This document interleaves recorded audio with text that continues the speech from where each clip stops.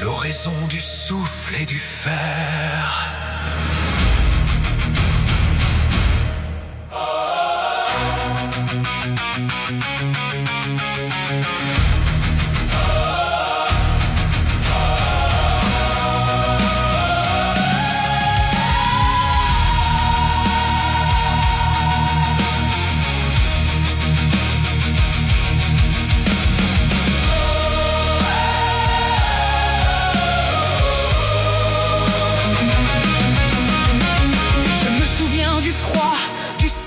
Dans la chambre, maman s'effaçait comme un feu de novembre, une maladie sans nom, un poison dans ses veines et l'odeur du vieux bois qui mourait dans la peine.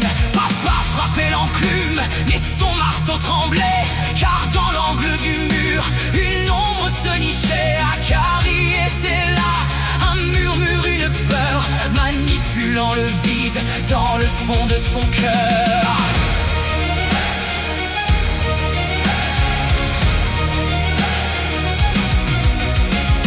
Le cri a jailli, déchirant nos mémoires. Miel n'était plus la sœur de nos vieilles histoires. Des écailles carmin, un regard d'autre part. Mi-femme, mi-dragon, né du feu et du hasard. J'ai eu peur, j'ai tremblé devant cette chimère, voyant l'ordre du monde s'écraser par terre. Mais elle m'a tendu un éclat, une preuve pour que mon courage traverse l'épreuve. Oh, je lève la dent du vent, mon épée d'espérance, forgée dans l'écaille, Née de sa renaissance.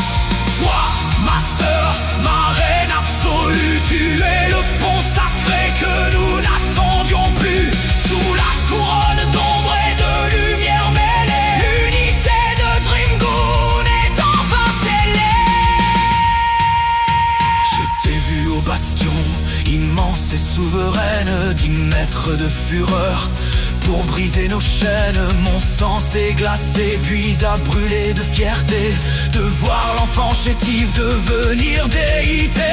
Nous avons fui les brumes pour les 1000 souffles, là où l'air est sève, là où l'âme s'essouffle. J'ai vu mon frère Asoulf, si jeune et si fier, trouver l'amour d'émeraude loin des hivers. Et puis il y a eux, l'orage et l'éclipse, indigo et miel au bord de l'apocalypse. Une attraction charnelle qui fait trembler les cieux, un pacte de chair sous le regard des dieux.